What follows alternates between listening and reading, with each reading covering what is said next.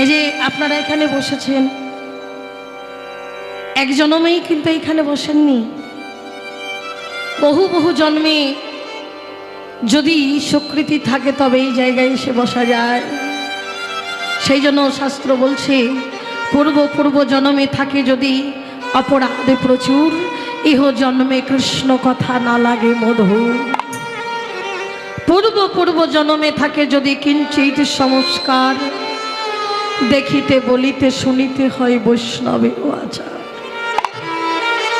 হ্যাঁ মায়ের একটু বুকে হাত রেখে বলুন তো, এই যে আমরা অনেক জায়গায় কীর্তন করতে যাই তো অনেক মানুষের সঙ্গে, অনেক ভক্তের সঙ্গে আমাদের পরিচয় হয়।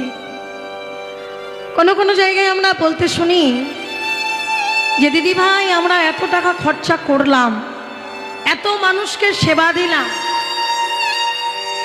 তোমার সেবা দেওয়ার ক্ষমতা আছে? আছে না। কেন? বলে মানুষকে সেবা দিলেই কি ভগবানের কৃপা হয়? মানুষের সম্মান দিলেই কি ভগবানের কৃপা হয়? না। তাহলে এত মানুষ সেবা দিচ্ছি, এত ভক্তের সেবা দিচ্ছি, তাহলে কি জন্য? মিছামিছি এগুলো সব বৃথা যাবে, বিফলে যাবে? বলে না, ভগবানের কৃপা তুমি তখনই পাবে, তোমার মনোভাবটা তৈরি করতে হবে। কিভাবে তৈরি করতে হবে মা? যে আমি সেবা দিচ্ছি না, এই প্রত্যেকটা জীবের মধ্যে আমার ঈশ্বর আছেন বিরাজমান।